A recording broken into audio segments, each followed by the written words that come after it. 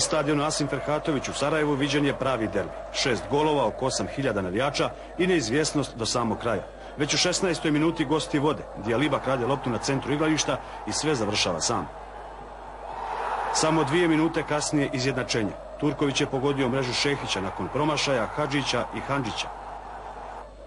Do kraja prvog dijela još jedan pogodak u mreži Željezničara. Sada griješi odbrana na gostiju, a to koristi Damir Hadžić u 33. minuti.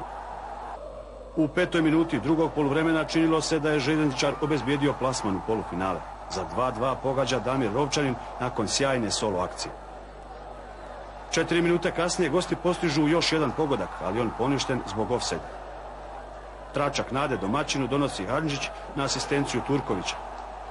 Kada je 9 minuta prije kraja Milošević asistirao Turkoviću za 4:2, Sarajevo je nadoknadilo minus iz prvog meča, no do kraja nisu uspjeli dati 5. pogodak koji bi im garantovao prolaz. Sarajevo Željezničar 4:2.